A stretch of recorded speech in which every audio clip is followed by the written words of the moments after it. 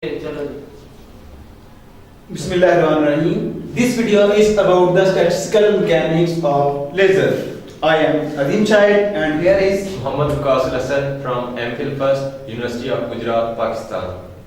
We have completed this video under the supervision of Dr. Abdul Majid, Assistant Professor, University of Gujarat. Now let's start. Lasers can produce light in continuous wave or pulsed manner. A special pulsed operation is mode locking. How continuous wave in lasers can be produced? Basically, in quantum physics, the energy of an atom displays continuous discontinuous levels. If atom is excited, its energy suddenly rises to the next level. If a photon with proper energy is sent to an excited atom, the atom falls into its lower energy and emits a second photon perfectly identical to the first one. Excited atoms are put between two mirrors.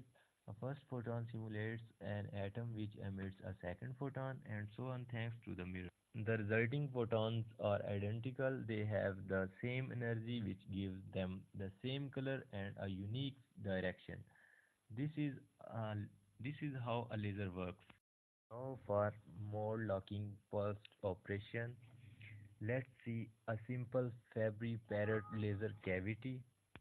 Multiple longitudinal modes satisfy the resonance condition and oscillate in the cavity independently.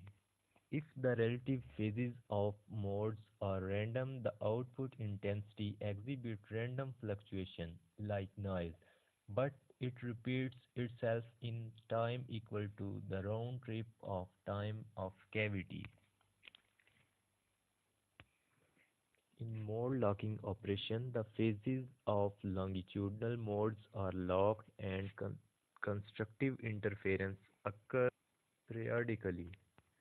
This results in a train of intense pulses with repetition rate corresponding to the cavity round trip time.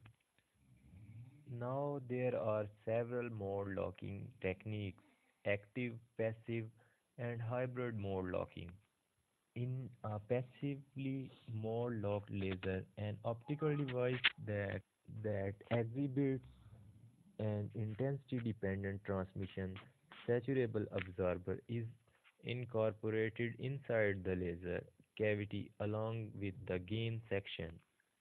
Ideally, a saturable absorber will selectively absorb low-intensity light and transmit light which is of sufficiently high intensity. On the starting of laser emission, the laser oscillates in noisy bursts as the modes have random phases. If one of these bursts have enough energy to saturate the absorber, it will bleach the absorption and a net gain will occur. The peak of the burst will experience losses while the low power trailing edges are more attenuated. As the energy bursts travel back and forth, it is further shortened by saturable absorption until steady state is reached and the laser starts emitting a train of mode lock pulses. It depends upon number of modes and carrier recovery dynamics of saturable absorber. Now, we will explain the concept of axial mode of laser.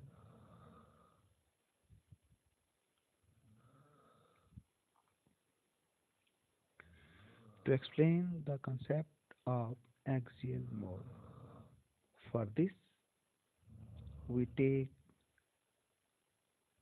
closed optical cavity of laser and have light amplification there.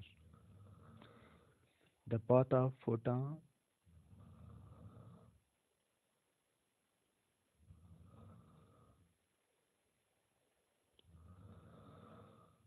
the path of photon travel back and forth into the cavity due to reflective mirrors as shown.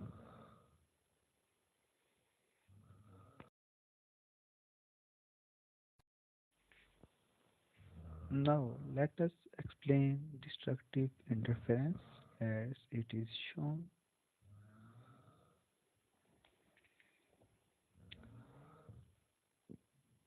The black color shows incident photon and the red color shows the reflected photon.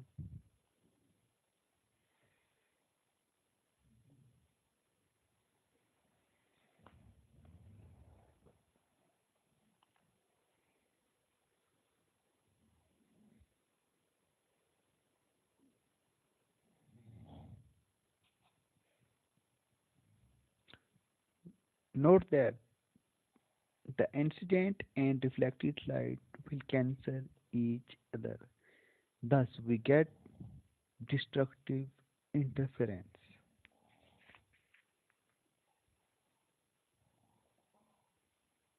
As arrows indicate.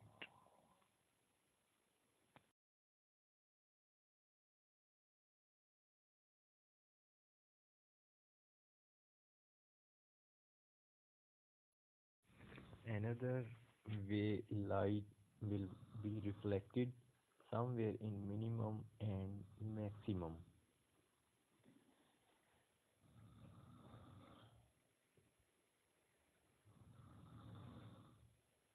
A node up the way again we get a phase shift and get reflection of 180.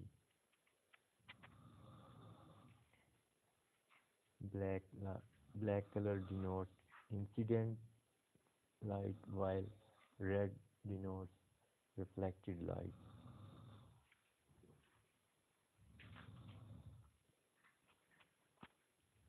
As arrow indicates,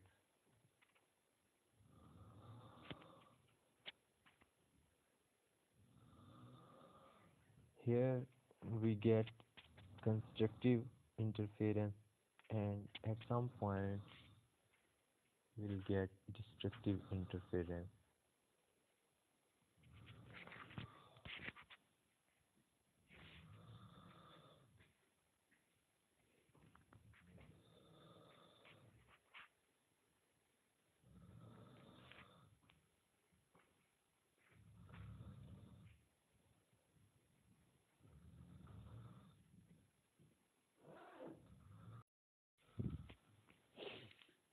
Length of cavity is equal to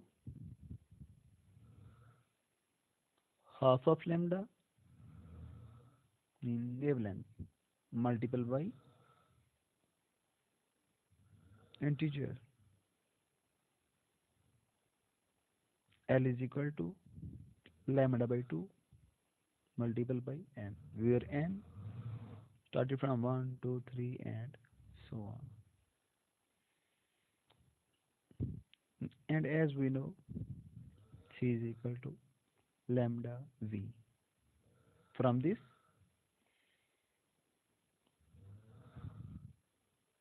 lambda is equal to C over V. So L equal to C over V dot 2 multiplied by N using above equation. Now V equal to C over 2L dot N and then del V is equal to C over 2L. Okay. That's all for statistical mechanics. Thank you.